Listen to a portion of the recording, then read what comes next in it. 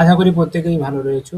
OBC ছাত্রছাত্রীরা যারা NCL এর সার্টিফিকেট নিতে চাও, পৌরসভার বাসিন্দা যারা, এই সমস্ত ছাত্রছাত্রীদের জন্য এই ভিডিও। ওবিসি সার্টিফিকেট তোমাদের বিভিন্ন সেন্ট্রাল এবং স্টেটের বিভিন্ন পরীক্ষার এক্সামিনেশনের পরে অ্যাডমিশনের জন্য প্রয়োজন হয়। সেই এনসিএল সার্টিফিকেট বিশেষ করে জেক্সপো এবং বুকলেটের বলেছে ওবিসি সার্টিফিকেটের সঙ্গে এনসিএল সার্টিফিকেটের প্রয়োজন রয়েছে। তোমাদের অ্যাডমিশনের সময় অবশ্যই বাধ্যবাধকতামূলক সেই সার্টিফিকেট দেখাতে হবে। তাই পৌরসভায় যেসব বাসিন্দারা বা পৌরসভার যে সমস্ত ছাত্রছাত্রীরা রয়েছে তারা এনসিএল সার্টিফিকেট কিভাবে পাবে সে ব্যাপারে বিস্তারিতভাবে জানাচ্ছি।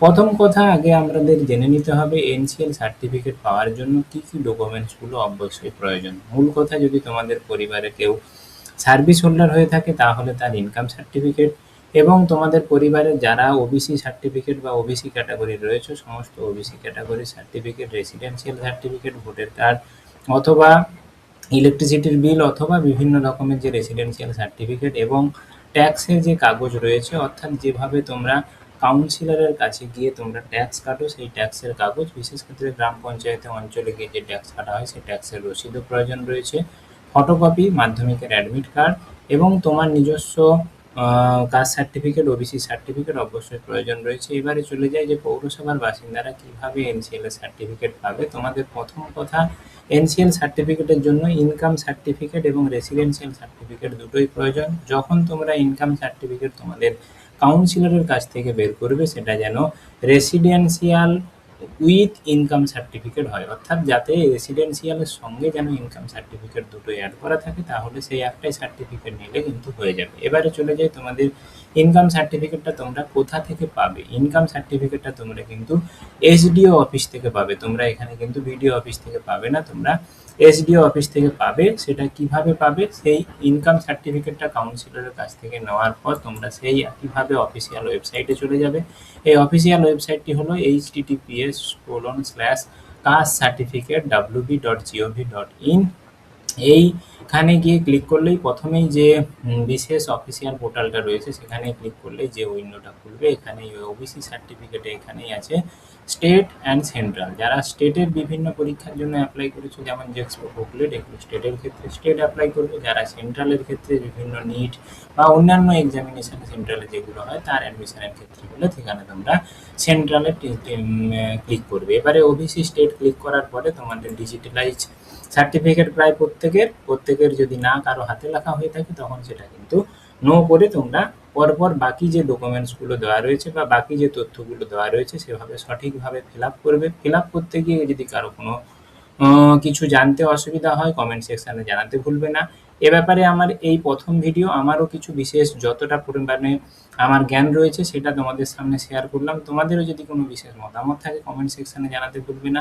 আর ইনকাম সার্টিফিকেট ব্যাপারে কিভাবে তোমরা পাবে সে ব্যাপারেও আমি অনলাইনে তোমরা পেতে পারো বা অনলাইনে অ্যাপ্লিকেশন করা যায় সে ব্যাপারেও যদি জানতে চাও কমেন্ট সেকশানে বিস্তারিতভাবে জানাতে ভুলবে না। তোমাদের কমেন্টের উপর নির্ভর করে আমি কিন্তু বিস্তারিত তোমাদের কিভাবে ইনকাম সার্টিফিকেট তোমরা অনলাইনে অ্যাপ্লিকেশন করবে কাউন্সিলর বা বিভিন্ন গ্রামের যে সমস্ত ছাত্রছাত্রীরা রয়েছে অঞ্চল অফিস থেকে সে ব্যাপারেও বিস্তারিতভাবে পরবর্তী সময়ে জানানোর চেষ্টা করব। তাই কমেন্ট সেকশানে তোমরা অবশ্যই ইনকাম সার্টিফিকেটের জন্য যদি জানতে চাও কমেন্ট সেকশানে লিখতে ভুলবে না যে ইনকাম সার্টিফিকেটের ভিডিও দিন।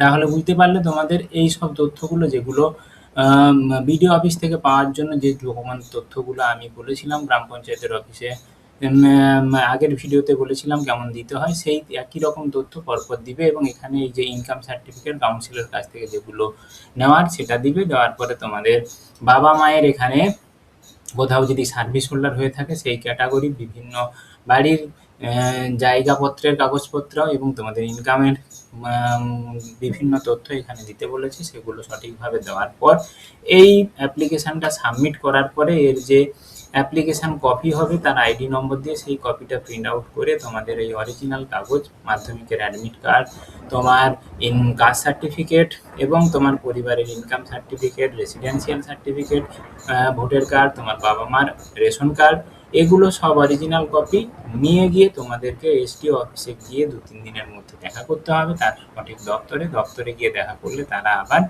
সেই যে কপি, সেই কপি তোমাদের পার্শ্ববর্তী থানাতে পাঠাবে, তারা ভেরিফিকেশন করবে। ভেরিফিকেশন করার পর সেটা তোমাদের এসএমএস এর মাধ্যমে জানিয়ে দেবে কবে তোমরা পাবে, বা কোনো রিজেক্ট হলে তার একটা বিশেষ এসএমএস তোমাদের সামনে কি কারণবশত ওই ফর্মটা রিজেক্ট করা হলো সেটাও তোমাদের সামনে জানাবে। তাহলে তোমরা পরবর্তী সময়ে আবার ওই এসডিও অফিস থেকে গিয়ে তোমরা কিন্তু এনসিএল সার্টিফিকেটটা কালেক্ট করে নিতে পারবে। এই এনসিএল সার্টিফিকেটের ভ্যালু কিন্তু ১ বছর, অর্থাৎ ১/৪/২০২৬ থেকে ১/৪/২০২৭ পর্যন্ত এই এনসিএল সার্টিফিকেটটার ভ্যালু থাকবে।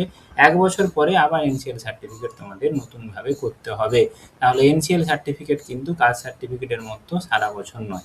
আজকে এইখান পর্যন্তই। পরবর্তী সময়ে নতুন একটি ভিডিও নিয়ে আবার হাজির হব। ততদিনের জন্য ধন্যবাদ, নমস্কার।